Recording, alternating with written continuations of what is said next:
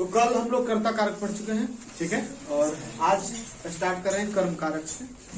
और इससे 2 या 3 नंबर का गारंटी के साथ, मतलब पूरा गारंटी है कि 2 या 3 नंबर का आएगा नहीं, ये पूरा गारंटी है। तो ऐसे तो कर्म कारक हुआ, या मतलब संस्कृत में कितने कारक हमने बताया? 6 कारक।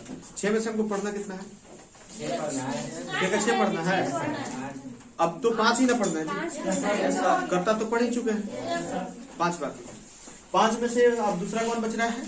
कर्म कारक। तो स्टार्ट कर रहे हैं कर्म कारक। याद रखिएगा, मतलब कारक के बहुत सारे सूत्र होते हैं, ठीक है, लेकिन हमको नहीं पढ़ना। जैसे अगर आप लकार भी देखिए तो लकार कितने थे? 10 थे। पढ़ने कितने हैं? 5। तो उसी तरह कारक में भी बहुत सारा सूत्र है, लेकिन पूरा सूत्र तो हम लोग पढ़ेंगे नहीं।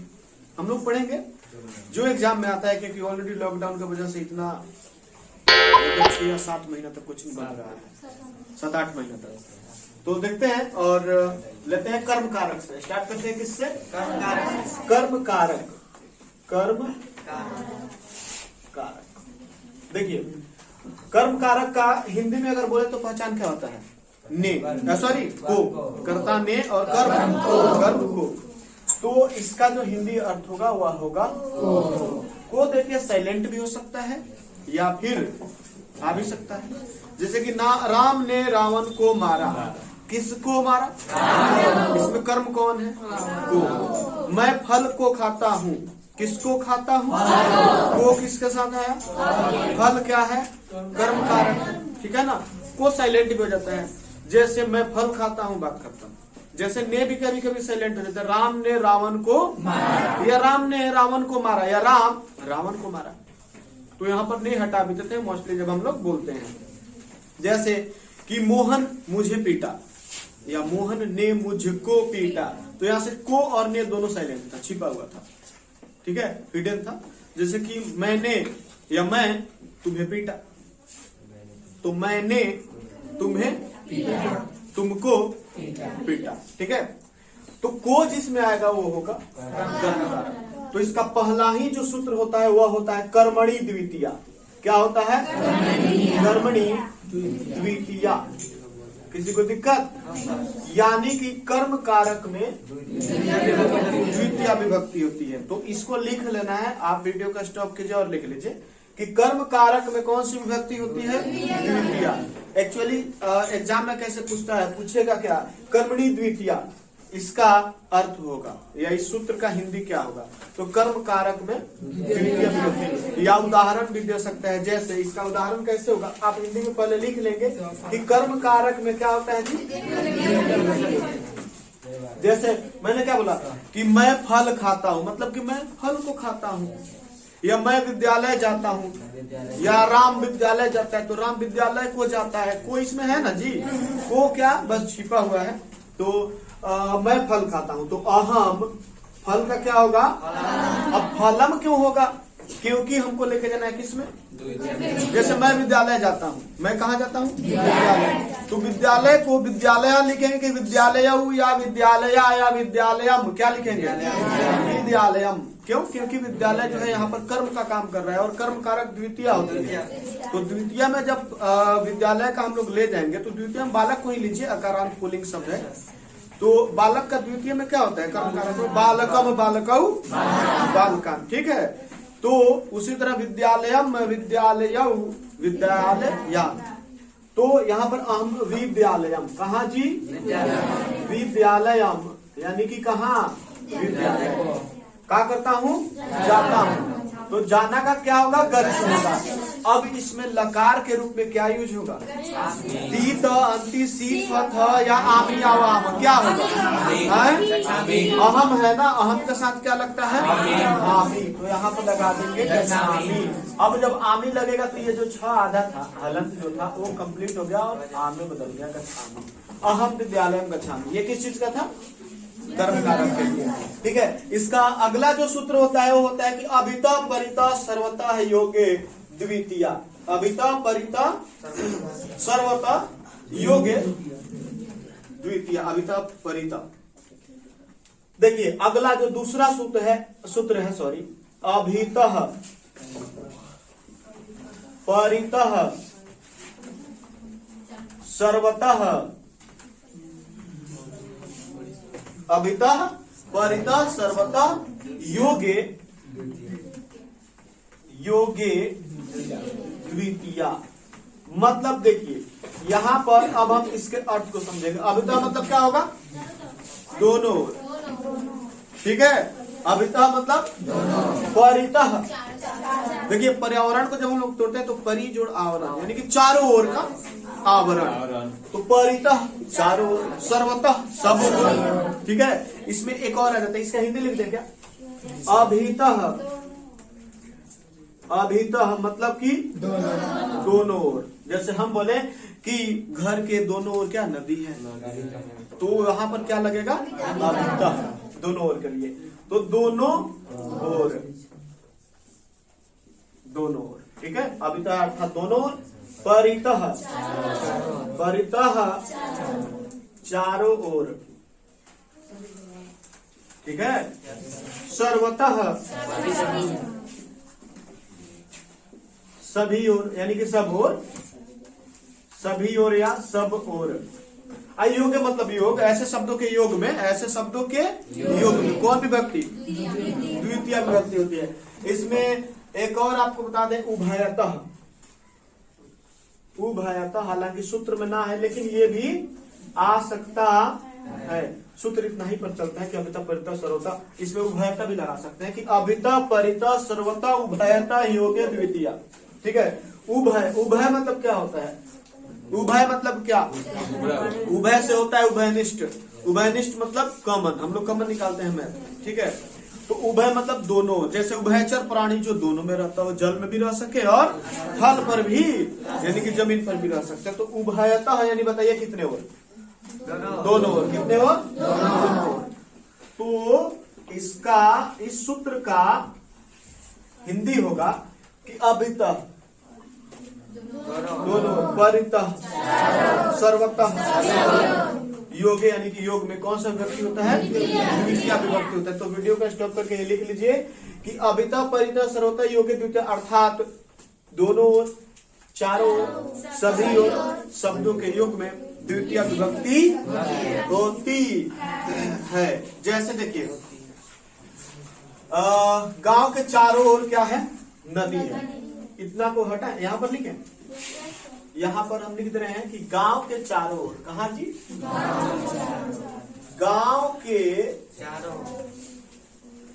ओर, चारों ओर नदी है। किसी को दिक्कत? तो देखिए गांव के चारों ओर, चारों ओर का क्या है? परितः। एन मतलब से होता है भैया, ठीक है।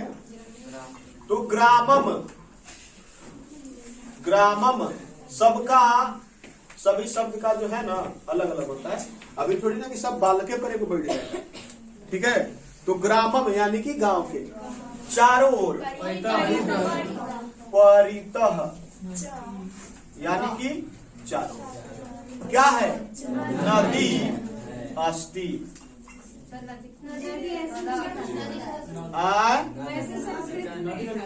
नदी का नदी भी होता है, नद्या भी होता है, ठीक है। जब इसका शब्द रूप याद कीजिएगा तो आपको पता चलेगा, ठीक है। अब आगे है एक और एग्जाम्पल है कि ग्रामम यानी कि गांव के क्या? सब ओर, सब ओर पर एक है कि गांव के सब ओर क्या है? वृक्ष है। तो अब यहां पर देखिए कि सॉरी देखिए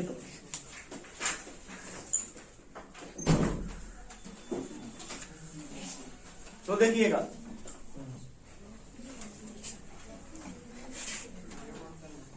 अरे भैया इन्फॉर्म कर दीजिए, हो गया। तो अब यहां पर देखिएगा ग्रामम परितः नदी अस्ति। गांव के परितः मतलब चारों ओर क्या है? नदी है। क्या है? नदी। अब यहाँ पर ध्यान समझिएगा, चारों ओर नदी है। नदी कितने हैं? एक है। हाँ नदियां हैं होता, ठीक है ना। नदी का नदी भी होता है, याद रखिएगा, ठीक है। एक वचन ही नाम प्रयोग करेंगे और उसमें भी प्रथमा प्रथमा यूज करेंगे। दुगो रहता, दू नदी होता तो हम लोग द्विवचन वाला यूज करते। तीन नदियां होती तो बहुवचन वाला, तृतीया बहुवचन, ठीक है ना। तीन हो या तीन से अधिक हो तो हम बहुवचन का यूज करते हैं। अब जैसे देखिए गांव के, एक और हम आपको बता रहे हैं कि गांव के सब और सभी और, बात वही हुआ। सब और क्या है? वृक्ष है। सब और वृक्ष है। अब यहाँ पर वृक्ष है, कितने वृक्ष हैं? अब गांव तो सभी और एक वृक्ष कैसे हो सकता है? नदी तो हो सकती है कि चलिए एक नदी है जो ऐसे जाके फिर ऐसे गई है और बीच में वो क्या है? गांव है, ठीक है। तो कह सकते हैं कि गांव के चारों ओर क्या है? नदी है। लेकिन अब एक ही वृक्ष ऐसे थोड़ी ना, एक काम करेगा, बड़ा होगा और उसका एक डाली पूरब चल जाएगा, एक पश्चिम चल जाएगा और वहीं मुड़ के दक्षिण उत्तर सब पकड़ लेगा। ऐसा तो होता नहीं, अब बीच में गांव हो जाएगा, ठीक है। यहाँ पर कितने गांव है? सॉरी, यहाँ पर कितने वृक्ष है? ठीक है ना। तो अब गांव कितने हैं? तो प्रथमा यूज करेंगे का? नहीं ना, ठीक है ना। गांव एक, भैया एक वचन यूज होगा, लेकिन प्रथमा यूज ना करेंगे। काहे कि सीधे गांव यहाँ पर करता थोड़ी ना है, काम थोड़ी ना कर रहा है। गांव के, ठीक है ना। तो क्या लगाएंगे? गांव के लिए हम क्या लगा रहे हैं? ग्रामम। क्या लगाएंगे? ग्राम। सब और के लिए क्या हो जाएगा? सर्वतः, सभी और चाहे सब और, तो यहाँ पर हो जाएगा सर्वतः, यानी कि गांव के सब क्या है? वृक्ष है। तो अब बताइए वृक्ष तो यहाँ पर एक है, कितने वृक्ष हैं? अनेकों वृक्ष है। तो वृक्ष बहुवचन में जाएगा या द्विवचन में जाएगा या एक? ठीक है। अब वृक्ष के साथ का के की, चाहे में, चाहे पर, चाहे सब कुछ तो नहीं ना है जिससे कि हम कोई और विभक्ति लेके चले जाएंगे, ठीक है ना। इसमें प्रथमा पर ही हम लेके चलेंगे इसको। काहे कि अगर में होता तो में के हिसाब से ले जाते, जिसे अधिकरण में तो अधिकरण पर चला जाता। का के की होता तो स्या वाला पर हम लेके चले जाते। इसमें कुछ नहीं, सीधे वृक्ष हैं। तो एक वृक्ष नहीं, बहुत वृक्ष हैं। बहुवचन वृक्षा, वृक्षाओ, वृक्षा। तो यहाँ पर क्या हो जाएगा? वृक्षा, यानी कि क्या है? इसके बाद है कि उभयता पर हम लोग कर लिए ना, दोनों ओर पर नहीं ना हुआ है। दोनों ओर पर एक उदाहरण है, दोनों ओर के लिए कि गांव के दोनों ओर पर्वत हैं। गांव के दोनों ओर क्या है? तो ये क्या है? गांव के सब ओर वृक्ष हैं। तो ग्रामम सर्वतः, सभी ओर वृक्षा। अब ये है, एक है या दो है या बहुत है? अनेक के लिए अस्थि या फिर यहाँ पर हो जाएगा संति। हाँ, तो अगला उदाहरण हम क्या देखे थे? अगला उदाहरण है दोनों ओर पर, ठीक है। दोनों ओर में आप अभिधा यूज कर लीजिए या फिर उभयता यूज कर लीजिए, दोनों हो जाएगा। गांव के दोनों ओर पर्वत हैं, तो गांव के दोनों ओर क्या है? पर्वत है। इसी में हम, जैसे ये एक नंबर था और यहाँ पर ये दो। इसका तीसरा एग्जाम्पल देते हैं। देखिए यहाँ पर अभिधा परिता सर्वथा योग्य द्वितीया, या अभिधा की जगह पर क्या उभयता भी हो सकता है। आप दोनों ओर के लिए उभयता अभिधा कोई भी यूज कर सकते हैं। अमिता है ना भैया, ठीक है। तो देखिए गांव के दोनों ओर क्या है? दोनों ओर, दोनों ओर पर्वत। अब पर्वत की जगह पर आप कुछ भी लिख सकते हैं, ठीक है ना। पर्वत है तो गांव के लिए क्या लगाएंगे?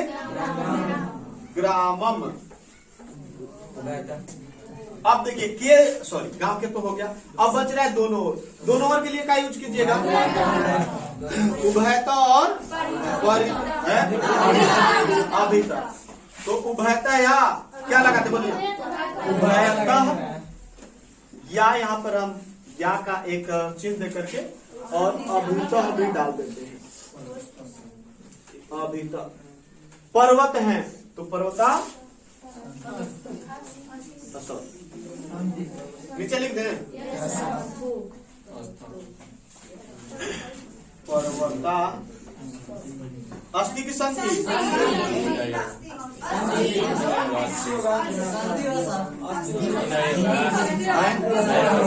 रंजीत भाई बोलेंगे कल, बोलिए। कस्ती कन्फर्म। देखिए गांव के दोनों ओर पर्वत है। अब पर्वत ऐसे ऐसे होता है, खड़ा होता है। अब एक ही पर्वत कैसे हो सकता है? मतलब पर्वतवा एक एक है, बोलो बीच में फट गया है, वही में गांव हो गया ऐसा थोड़ी ना होता है। क्या होगा? संति होगा। देखिए बहुवचन में संति लगता है, तो आपके कहने का मतलब कि दो गो पर्वत है। तो एक और चीज बताइए, जब तक आपको ये ना कहे कि दो पर्वत, दो वृक्ष, दो गांव, सीधे कहे कि गांव है ना है, तो है में अगर आपको लिमिट ना दिए कि दो, तो एक तो है ही नहीं, क्योंकि एक होता तो है लगता, है तो एक ना है। दो होता तो आपको इंडिकेट करता कि दो है, दोनों ओर, गांव के दोनों ओर। अभी गांव के ना दोनों ओर जी दो पर्वत थोड़ी ना है। अगर कहता कि गांव के दोनों ओर दो पर्वत है, तो हम कहते हैं दो है। आप सीधे करें गांव के दोनों ओर पर्वत है। अब जैसे यहाँ पर था कि वृक्ष है, तो आप कहने बोले कि दुइये को वृक्ष होगा, थोड़ी ना। अगर दो होता तो कहता कि मेरे घर के दोनों ओर दो वृक्ष है, यानी कि एगो इधर है, एगो इधर।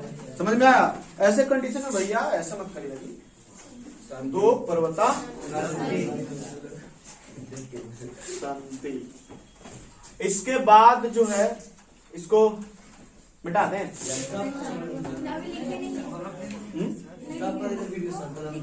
स्टॉप कर दीजिए।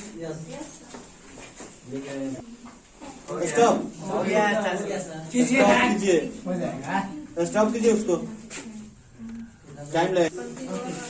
तो चलिए हेलो शांति। अब जो अगला कितना नंबर है? 3 नंबर। तीसरा नंबर देखिए, देखने के बाद डरने की जरूरी नहीं है कि हम हैं तो गम क्या है। आगे देखिएगा प्रति, क्योंकि संधि विच्छेद में हम लोग पढ़े थे य हो और य के साथ कोई भी आधा व्यंजन हो तो य टूटता है किस चीज में? ई में। और ई में टूटता है तो पूरा य टूटता है कि आधा य टूटता है? आधा। तो आधा य निकाल देंगे तो इसमें स्वर कौन सा बच जाएगा? अ। याद रखिएगा, ये य ई में जाएगा, यहाँ पर बच जाएगा अ। तो य जो जाएगा ई में, तो त में ई लगेगा तो क्या होगा? प्रति। क्या? प्रति। अब यहाँ अ है, अ और नु क्या हो गया? अनु। अब यहाँ पर देखिए धिक, क्योंकि प्रथमा का तृतीया या फिर पंचमी होता है, संधि में आप लोग पढ़े थे ना, तो यहाँ पर हो गया धिक। डोंट वरी, खाइए भरी नहीं कोई बात नहीं। धिक देख। अब क्या है? निकसा। निकसा निकसा नानू याद होगा? निकसा। अंतरा। आ जो है अ और अ से मिलकर बनता है, या आ जोड़ आ मिलके आ बनता है ना, तो यहाँ पर से तोड़ेंगे तो आ है, आ जोड़ आ, और तोड़ेंगे तो निकस, तो कुछ होता नहीं, निकसा होता है। अब यहाँ पर अंतरा या अंतरा, अंतरा क्या हो जाएगा? अंतरा। अब यहाँ पर देखिए आ यहाँ भी है, तो अंतरा आ हो गया। अब एक और अ चाहे आ होगा ना जी, तो अंतरेण या अंतरेण, अंतरेण क्या हो गया? अंतरेण, अंतरेण, अंतरेण। अब देखिए यावत, हम क्या बोले? प्रथमा का तृतीया या पंचमी, तो उसी तरह पंचमी या तृतीया का क्या हो जाएगा? प्रथमा। यानी कि तीसरा अक्षर हो या पांचवा अक्षर तक ठीक उसी वर्ग का पहला बन जाता है। द का पहला क्या होगा? द तृतीया है कि ना। जैसे अंग पंचमाक्षर था, पांचवी अक्षर था, तो अंग का प्रथमा हो गया क, तो यहाँ पर द त था, द तृतीया है तो तृतीया का प्रथमा, प्रथमा इसका क्या होगा? तृतीया का पंचमी का, प्रथमा का तृतीया या पंचमी होता है। तो उल्टा चलेंगे, प्रथमा का तृतीया या पंचमी, तो पंचमी या तृतीया का क्या होगा? प्रथमा होगा। तो द जो है तृतीया है, तृतीया का क्या होगा? प्रथमा होगा, यानी कि द का पहला अक्षर क्या होता है? द। तो यावत क्या हो गया? यावत। अब अगर हिंदी की बात करें, प्रति मतलब और, जैसे होता है ना गाना में सुनते हुए तेरी ओर, तेरी ओर, ठीक है। तो प्रति मतलब की ओर, अनु मतलब पीछे, अनु मतलब पीछे, धिक माने धिक्कार, धिक मतलब धिक्कार, और निकषा निकट, क्या चीज? निकट, सॉरी पूरा निकट, अंतरा बीच में, बीच में, अंतरेण, अंतरेण, बीना, सॉरी इधर से देख लीजिएगा अपना, यावत, यावत, तावत, यावत मतलब जब तक, तावत तब तक, ठीक है, तो तक होगा यानी कि जब तक या तक, ठीक है। तो इतना तो क्लियर है, इसको छोड़ने पर ये होगा, यानी कि प्रति, अनु, धिक, निकषा, अंतरा, अंतरेण, यावत शब्दों के साथ योग में कौन विभक्ति? कौन? द्वितीय नाम लोग कर्म कारक ही पढ़ रहे हैं, तो इसमें कौन विभक्ति? याद रखिएगा इन शब्दों के योग में कौन सा विभक्ति होता है, तो इसका हिंदी होगा, आप वीडियो को रोक के लिख सकते हैं कि प्रति, अनुधिक, निकषा, अंतरा, अंतरेण, यावत शब्दों के योग में, यानी कि और, पीछे, धिकार, निकट, बीच में, बिना या तक के शब्दों के योग में कौन सा विभक्ति? द्वितीय विभक्ति का मतलब हम लोग उपयोग करते हैं। किसी को दिक्कत? अब जैसे कुछ एग्जाम्पल है, example number 1, example number 2, example number 3, 4 भाई 4 काजी काफी बात। शिशुम प्रति गच्छ, शिशुम, शिशुम प्रति गच्छ, प्रति गच्छ, देखिए ध्यान समझिएगा, अगर धातु वैसे ही हो ना, उसमें कोई लकार ना लगा हो, ठीक है, तो समझिए कि मतलब आज्ञा दे देना है, जैसे हाँ, उपविशत बैठ जाओ, ठीक है, आगच्छ आओ, ठीक है ना, ऐसे करते हैं। तो शिशु की ओर जाओ, प्रति मतलब और, शिशु के ओर यानी कि बच्चा की ओर जाओ, गच्छ जाओ, ठीक है ना। अत्र आगच्छ, यहाँ आओ, तो यहाँ पर और ना है, ठीक है ना, यहाँ पर है शिशु प्रति गच्छ, प्रति मतलब और, शिशु की ओर जाओ। दूसरा है, आप लोग नोट से पूरा देख लीजिएगा अपना, रामम अनुगता लक्ष्मण, रामम, रामम अनुगत, अनुगत अनु, अनु हम लोग इसमें यूज करेंगे, अनुगतः लक्ष्मण, रामम अनुगतः, अनुगतः लक्ष्मण। किसी को दिक्कत? तो इसके बाद है धिक पर धिक अभक्तम या फिर निकषा, धिक्कार वाला तो आप समझ रहे हैं, निकषा वाला एक बता दें, धिक अभक्तम तो छूटा है। एक है रामम लक्ष्मणम न अंतरा सीता अस्ति, ठीक है, रामम लक्ष्मणम, एक ये बता रहे हैं, थोड़ा बड़ा है, रामम लक्ष्मणम, लक्ष्मणम एक और है ना जी, रामम लक्ष्मणम न पहले तब अंतरा है, लक्ष्मणम न अंतरा और सीता, अंतरा सीता अस्ति, अर्थात इसको देखिए, रामम अनुगतः लक्ष्मण, अनु मतलब पीछे, राम के पीछे, गतः माने ठीक है ना, हाँ जाते हैं, तो राम के पीछे कौन? और रामम लक्ष्मणम न अंतरा, अंतरा मतलब पीछे, राम लक्ष्मण के बीच में सीता न लगा हुआ है, यानी कि हाँ बिल्कुल। नंबर 4 सीधे आप लोग देखते हैं, बता देते हैं, यानी कहानी दिमाग में आ सके ना, तो राम जी थे, लक्ष्मण जी थे, या बीच में ये कब का कहानी हो सकता है? हाँ रावण जब, अब तो कहाँ से बीच में आएंगे क्या जी? हाँ चले देखिएगा। अच्छा एक चीज खैर हटाइए, अरे देखिएगा, एक और आपका एग्जाम्पल बता रहे हैं, नगरम यावत वृक्षा संति, नगरम, नगरम यावत वृक्षा। हेलो, अब देखिए वृक्षा यहाँ पर अस्थि लगेगा या क्या लगेगा? संति है का है बहुवचन है ना, संति। देखिए तो नगरम यावत, यावत मतलब तक, नगर तक क्या है? यानी कि आदमी कहना चाह रहा है कि जब आप आइएगा ना हमारे नगर तक, हमारे नगर वाले पहुंचिएगा तो अगर वाले आपको कहाँ मिलेगा? वृक्ष मिलेगा। खैर जो भी हो, समझ में आया ये? इसको आप लोग लिख लीजिए, तब तक रोक दीजिए, रोक के आप लोग लिख